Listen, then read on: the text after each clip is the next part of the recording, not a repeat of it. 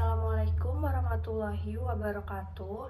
Sampurasun, perkenalkan kelompok kami yang beranggotakan saya sendiri, Gesiva, lalu Soraya, Aisyah, Conidia, dan Mutiara dari jurusan Sastra Jerman.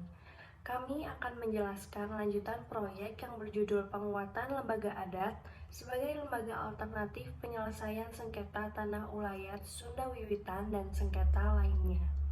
Indonesia merupakan negara kepulauan yang terdiri dari beberapa pulau dengan suku, bahasa, dan adat istiadat yang berbeda.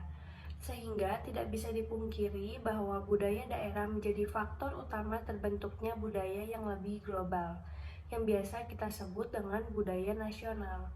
Tiap budaya yang ada di Indonesia pastinya memiliki ciri khas dari sebuah identitas oleh masyarakat adat itu sendiri.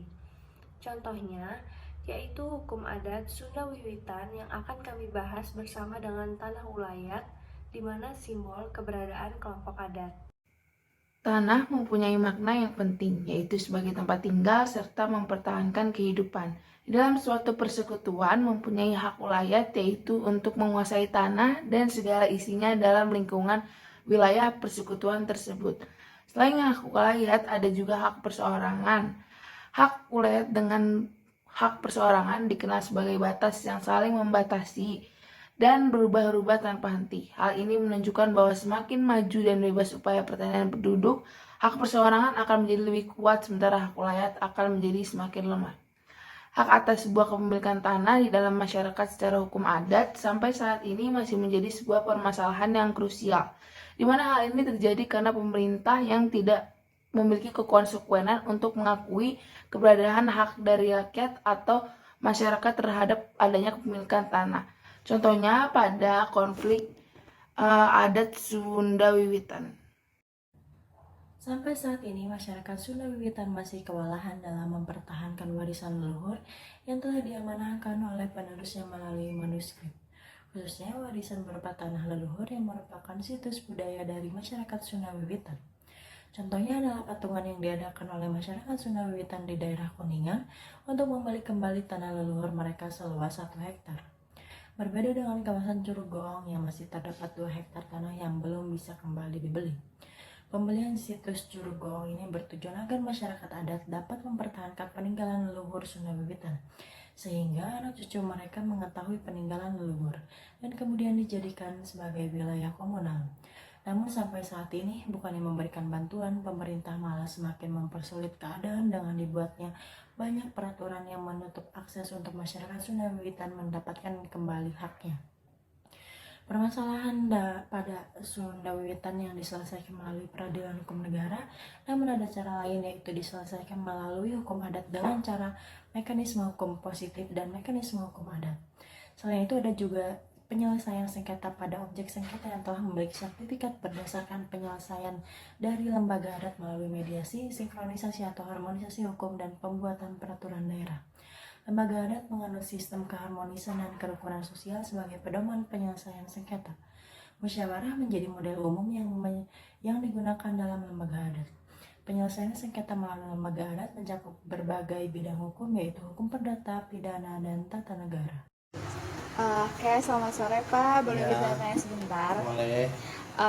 Sebelumnya dengan Bapak siapa? Kang Dion. Ya, Kang Dion. Kang Dion asli orang sini. Ya, Apakah Kang Dion tahu mengenai kepercayaan Sunda Wiwitan, Kang? enggak. Oh, nggak tahu. Atau Akang pernah mendengar cerita tentang perampasan tanah hak milik atau penggusuran tanah secara paksa seperti oleh pemerintah atau oleh perusahaan tertentu, Kang? Kurang tahu. Oh, kurang tahu. Ya, makasih banyak, Ya, Kang. Selamat sore Pak, boleh Iya. bertanya-tanya sebentar? boleh ya. Sebelumnya dengan Bapak siapa? Bapak Adi. Oh iya, Bapak orang asli sini? Iya, asli. Asli sini. Apakah Bapak tahu mengenai kepercayaan Sunda Wiwitan Pak atau pernah dengar? Ya, itu kepercayaan terhadap Parwen kalau di Sunda disebutnya gitu. Oke, jadi apakah di sekitar sini mungkin ada yang masih percaya dengan Sunda Wiwitan?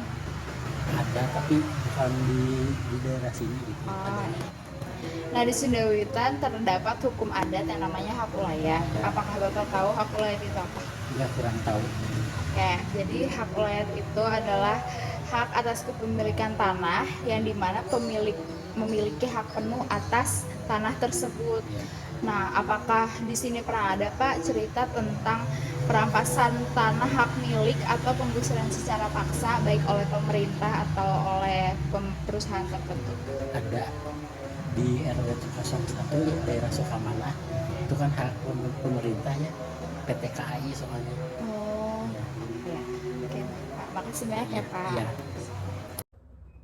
Kesimpulan dari materi, contoh, dan wawancara kelompok kami yaitu keragaman budaya di Indonesia menyebabkan Indonesia memiliki berbagai suku, bahasa, dan adat istiadat yang berbeda. Setiap budaya di Indonesia memiliki ciri khas yang menjadi identitas bagi masyarakat adatnya, seperti pembahasan kelompok kami yaitu Sunda Wiwitan. Dapat disimpulkan bahwa Sunda Wiwitan adalah kepercayaan terhadap arwah leluhur. Berdasarkan hasil wawancara dengan Pak Agni, warga asli Jatinangor, beliau berkata bahwa di Jatinangor jarang ditemui kepercayaan Sunda Wiwitan. Namun, berkenaan dengan hak ulayat, di Jatinangor ada peristiwa perampasan tanah hak milik atau penggusuran secara paksa oleh pemerintah, tepatnya di daerah Sukamana. Terdapat tanah yang merupakan hak milik pemerintah, yaitu tanah milik PT KAI. Dari wawancara dengan Pak Agni juga, dapat kelompok kami simpulkan jika hak tanah ulayat ini sangat asing di telinga masyarakat. Butuh kesadaran dari pemerintah dan lembaga adat untuk membantu mediasi ketika terjadi konflik sengketa tanah adat.